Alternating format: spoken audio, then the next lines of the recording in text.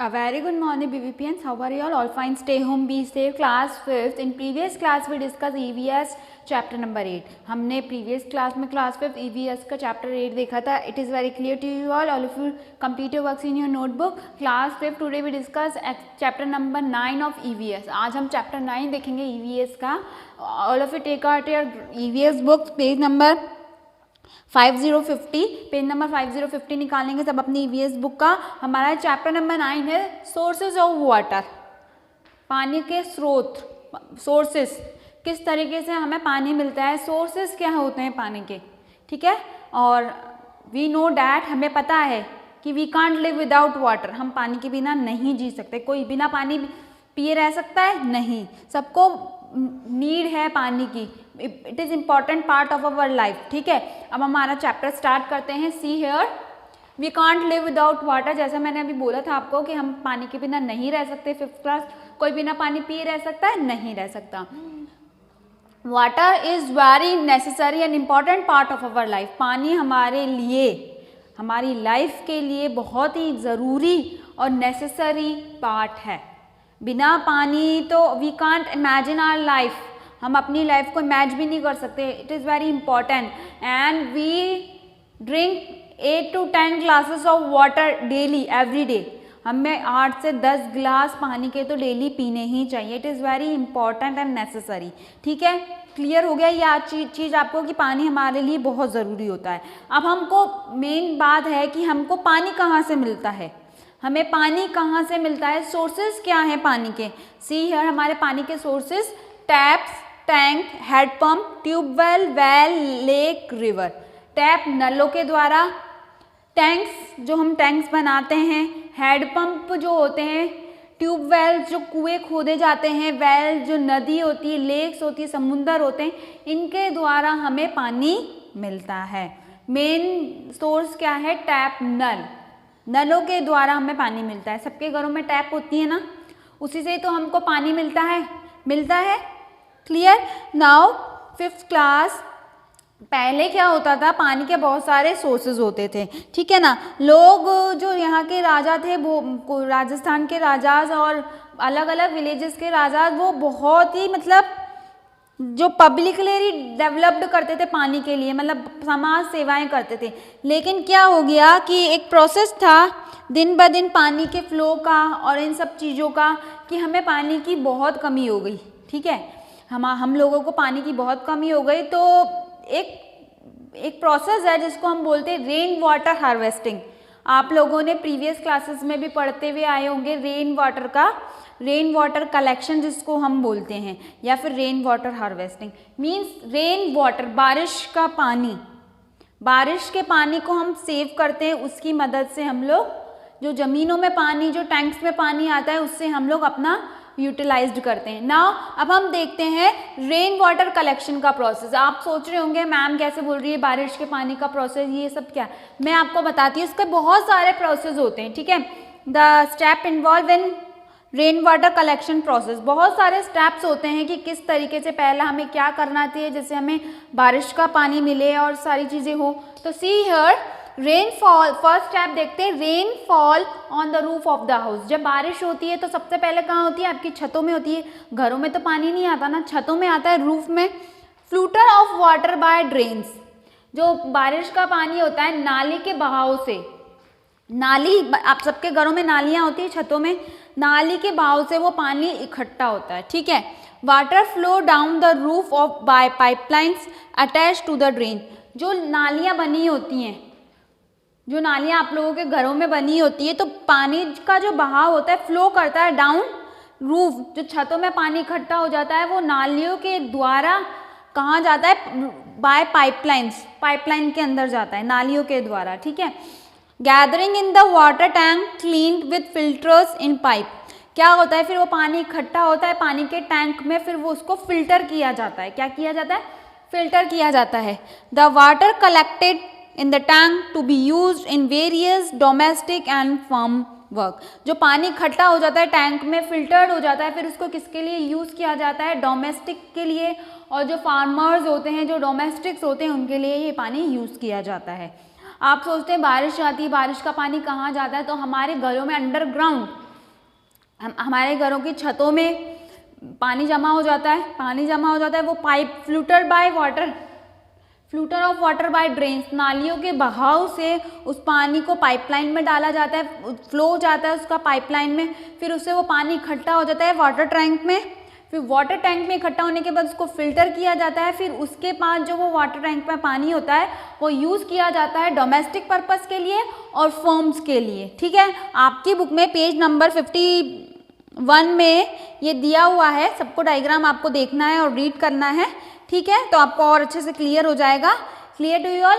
अब बात ये आती है कि हम जो पानी पीते हैं, अब आप सोच रहे होंगे नदी में नालों में तो गंदे गंदे पानी होते हैं, लोग नदी नालों को बहुत गंदा कर देते हैं, लेकिन जो हमारे डे बाय डे जो पानी गंदा हो रहा है जिससे डिजीज़ पैदा हो रही हैं, तो इसके भी बहुत सारे मेथड्स होते हैं पानी को साफ़ करने के, वो हम अभी हम देखते हैं। मेथड ऑफ वाटर प्यूरिफिकेशन, हम जो पानी पीते हैं उसका प्यूरिफिकेशन, उसको हम साफ़ कैसे करते हैं, इसके मेथड्स क्या हैं। बहुत सारे मेथड होते हैं पानी को साफ़ करने के, बहुत सारे तरीके होते हैं। 5th class, see here, boil the water and clean it. सबसे मेन और कुछ नहीं करना, अगर आपको वाटर साफ़ करके फ्रेश वाटर पीना है तो उसको क्या करना पड़ेगा, बॉयल करना पड़ेगा, उसके बाद आप उस पानी को पी सकते हो। इट मीन्स वो क्लीन वाटर हो जाएगा।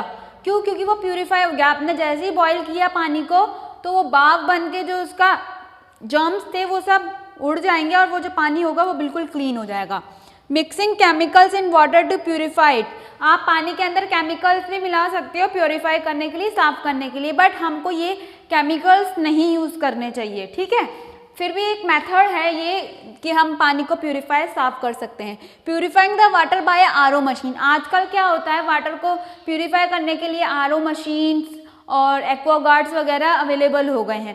पहले लोग पानी को चुन्नियों से, कपड़ों से छानते थे, कपड़ों से पानी को छानकर और उसको बॉयल कर साफ पानी निकालते थे पहले के ज़माने में। ठीक है, नाउ चिल्ड्रन, आजकल क्या होता है, पहले क्या होता था और आजकल क्या होता है। पहले तो हम आजकल जो रेन वाटर का सिस्टम हो गया है, पहले क्या करते थे, पानी को इकट्ठा करते थे और उसको यूज़ करते थे, क्या बना के, बावरीज बनाकर यूज़ करते थे। हमारे जो पहले राजस्थान के अंदर है, इस बावरीज बनाई जाती थी, स्टेप वेल्स, कुएँ खोदे जाते थे, उसमें पानी भरा जाता था और फिर उसको यूज़ किया जाता था। बावरी क्या होता है, see here, baori have been resources of drinking water and irrigation in Rajasthan.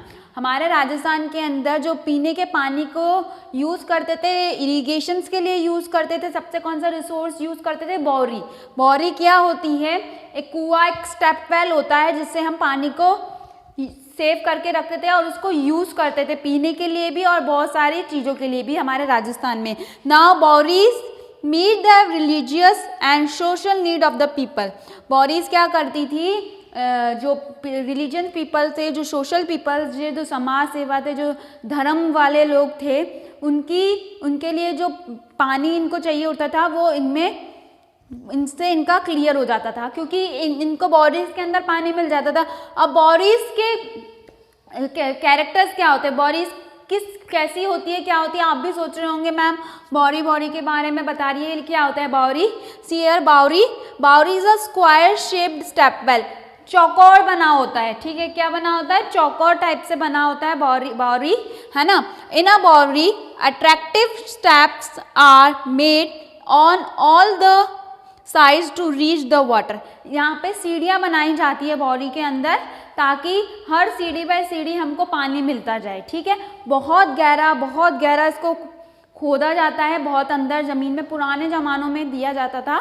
ठीक है, बहुत गहरा उसको खोदा जाता था और वहाँ से सीढ़ियाँ बनाई जाती थी जिससे कि हम इनका पानी यूज़ कर सकें। ठीक है, और ये हमें पानी को प्रोवाइड कर सके। और हमारे राजस्थान में बहुत सारी बावरीज हैं, मेन बावरीज है, वो अभी हम लोग देखते हैं। अब name of Chandra Baori, first baori हमारे राजस्थान में कौन सी बावरी थी, चंद्र बावरी। कहाँ पे, अबनेर में। ठीक है, सेकंड बावरी हमारी मेड तानी बावरी ऑफ झुंझुनू के, हमारे झुंझुनू डिस्ट्रिक्ट के अंदर मेड तानी बावरी है। ठीक है, किन्नी बावरी ऑफ जालोर, हमारे जालोर में बावरी कौन सी है, किन्नी बावरी। ठीक है, नाउ बावड़ी, पच बावड़ी ऑफ रामदेवरा, रामदेवरा की पचबावड़ी बहुत फेमस है हमारे राजस्थान के अंदर। और ये क्यों फेमस है? क्योंकि यहाँ पे बाबा रामदेव जो थे वो, और जो पिलग्रिम्स, जो संत महात्मा जो हमारे बड़े बड़े थे, वो लोग यहाँ पे आते थे। Now see Pachbawri of Ramdevra, Ramdevra की पचबावड़ी के बारे में कुछ बताया गया है। See here, it is considered very scared, बहुत ही मतलब उस तरीके से इसको कंसिडर किया जाता था। Therefore the pilgrims who visit this place take water from it, फिर क्या करते थे, जो भी बाहर से लोग पिलग्रिम्स आते थे, संत महात्मा जो यहाँ पे दर्शन करने जाता था बावरी में या फिर कहीं रामदेवरा जाता था, वो यहाँ पे आते थे और इसका यहाँ से पानी अपना निकालते थे। It is very beautiful and artistic step wells, यहाँ पे जो सीढ़ियाँ बनी होती थी बहुत ही देखने लायक और आर्टिस्टिक की तरीके से बनी हुई थी, और ये सोशल एंड रिलीजियस मीट कराता था लोगों के लिए। ठीक है, सोशली और रिलीजियस है, जो देव गुरु है, धर्म गुरु हैं, जो लोगों को मानता था, वो यहाँ पे आते थे और यहाँ की जो सीढ़ियाँ बनी होती थी उसमें जाते थे और जाकर अपना आराम से पानी लेकर आते थे। क्यों लेकर आते थे? क्योंकि ये बहुत फेमस था, पचबावड़ी रामदेवरा के अंदर बहुत ही फेमस थी और यहाँ पे अच्छी अच्छी सीढ़ियाँ बनी हुई थी।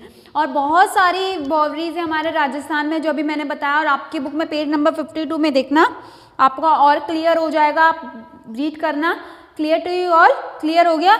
नाउ चिल्ड्रन, जैसे जैसे बावरीज थी, कुएं बनाए गए और हैंडपम्प्स बनाए गए, उसी तरीके से हमने क्या बिल्ड किया? हमारे डैम्स बिल्ड किए। क्या बिल्ड किए? डैम्स। और डैम्स क्यों बिल्ड किए? क्योंकि to generating electricity and irrigation purpose, हम लोगों ने हमारे राजस्थान में बहुत सारे डैम्स बनाए गए। ठीक है, क्यों बनाए गए? Why dams are made, dams क्यों बनाए गए? See here, due to continuous increase in population with time, समय के साथ साथ जो पॉपुलेशन में इंक्रीज हो रही है उसको देखकर, to fulfil the requirement of water huge dams are being construct on the river. ठीक है, जैसे जैसे पॉपुलेशन बढ़ती जा रही है और हमें पानी की ज़रूरत बहुत हो रही है, क्योंकि पॉपुलेशन बढ़ रही है तो पानी का रिक्वायरमेंट भी बढ़ती जा रही है, तो huge dams are being construct on the river, जो रिवर्स थी उसके वहाँ पे क्या बनाए गए? डैम्स बनाए गए। ठीक है, which help in generating electricity from water, जो कि पानी की मदद से हमें इलेक्ट्रिसिटी जनरेट करने में हेल्प करेगी, and are a sources of drinking water and irrigation, और ड्रिंकिंग वाटर पीने के पानी के लिए और इरीगेशन फैसिलिटीज़ के लिए ये हमें हेल्प करेगी। डैम्स क्यों बनाए गए? क्योंकि दिन ब दिन हमारी पॉपुलेशन बढ़ती जा रही थी। पॉपुलेशन बढ़ने के साथ साथ क्या हो रहा था चिल्ड्रन? पॉपुलेशन बढ़ने के साथ साथ हमें पानी की भी रिक्वायरमेंट हो रही थी, क्योंकि पॉपुलेशन ज़्यादा होगी तो पानी की रिक्वायरमेंट भी ज़्यादा होगी। जितने लोग होंगे उतना पानी होगा, पर जितने लोग होंगे उतना पानी होगा, तो उसके लिए हमें क्या बनाए गए? डैम्स बनाए गए। ये हमें इलेक्ट्रिसिटी में भी हेल्प करते हैं और किस में हेल्प करते हैं? इरिगेशन पर्पज़ में। ठीक है, आपने बहुत सारे डैम्स के बारे में सुना होगा ना, जैसे कि माही डैम है हमारे बंसवाड़ा के अंदर। बंसवाड़ा जो है वहाँ पे कौन सा डैम है? माही डैम। और कौन सी रिवर पे फ्लो कर रहा है वो? माही रिवर के ऊपर। ठीक है, ऐसे ही हमारे इधर चंबल रिवर है राजस्थान में, कोटा के अंदर चंबल रिवर है और वहाँ पे डैम बैराज गेट्स बनाए गए हैं, देखे होंगे आप लोगों ने। मेन रिवर फ्लो करती है हमारे राजस्थान के अंदर, कौन सी रिवर? चंबल रिवर। यही बोला गया है ना, रिवर के आजू बाजू में डैम्स बनाए गए हैं जिससे कि पानी हमें सेफ रह सके। याद है जब हम दरवाजे 19 गेट्स बनाए गए हमारे इधर, आपने देखा होगा कोटा के अंदर, देखा ही होगा। तो ऐसे ही वो पानी जो होता है वो हमें इलेक्ट्रिसिटी जनरेट करने में भी हेल्प करता है और इरिगेशन पर्पस में भी हेल्प करता है। कई बार क्या होता है कि हम जैसे आपने चंबल रिवर में देखा होगा या फिर कहीं भी आसपास में रिवर्स में देखा होगा, बहुत सारी गंदगी हो जाती है। अगर कोई कचरा फेंक जाता है, कोई गार्बेज थ्रो करता है, कई बार क्या होता है कि है ना, बहुत से लोग आकर उसमें नहाते हैं, सब कुछ करते हैं, तो वो हमें नहीं करना चाहिए। उसके बहुत सारे, उनको रोकने के लिए बहुत सारे सुझाव हैं। सी हियर, कौन कौन से सुझाव है? Do not wash clothes in the water reserves. जहाँ देख रहे हैं आप खुला पानी है वहाँ पे आपको कपड़े नहीं धोने चाहिए। क्या होगा? आप कपड़े धोएंगे, मिट्टी गंदा पानी होगा और वो नदियों में जाएगा, उससे लोगों तक पहुँचेगा। तो हमें ये रोकना है, हमें नहीं करना है ये चीज़ें। Do not allow cattles to urinate near water bodies, हमें जो हमारे जिनको हम चराते हैं, जैसे कई बैलों को चराते हैं, कई गायों को चराते हैं, तो उनको हमको वॉशरूम करने से, यूरिन करने से पानी के इधर रोकना चाहिए। उससे क्या होगा, वो पानी के अंदर जाएगा और फिर वो पानी में मिक्स होकर वो हम तक पहुंचेगा, जो बहुत गलत है। पॉपुलेशन पैदा करता है जिससे डिजीजेज होती हैं। Do not allow polluted water to mix in water reserves, हमें कभी ऐसा सिस्टम वो करना चाहिए जिससे कि जो गंदा पॉल्यूटेड वाटर है वो पानी के अंदर न जा सके और हम तक न पहुंच सके। तो class 5 today we complete our chapter number 9 of EVS. हम क्लास 5 हमने चैप्टर 9 कंप्लीट कर लिया है, सोर्सेज ऑफ वाटर ईवीएस का। I request please listen this video till the end तक सुनना है आपको, ठीक है। नाउ उसमें हम समरी देख लेते थोड़ा सा कि हमने क्या क्या पढ़ा है। See, water is very necessary and important part of our life, पानी हमारे लिए बहुत ज़रूरी होता है।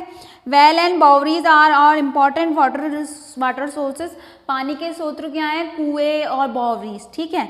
We should keep our water reserves and the area around them clean, जैसे मैंने आपको बताया था जहाँ हमारी वाटर होती है, जो पानी हम तक पहुँचता है, वहाँ उस एरिया को हमको साफ रखना चाहिए, उसको गंदा नहीं करना चाहिए, उसके आसपास का जो एरिया है, सराउंडिंग्स है, वो हमें क्लीन रखने चाहिए।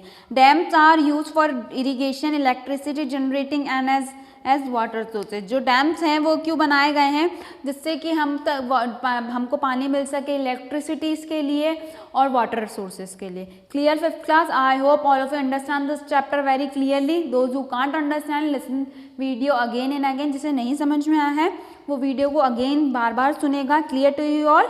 जब तक उसे चैप्टर समझ में नहीं आता। And read chapter number 9 from book, आपको अपनी बुक में से चैप्टर 9 रीड करना है। Clear 5th class? In next class we meet with next chapter. Till then, bye students, stay home, be safe, complete your works in your notebook 5th class.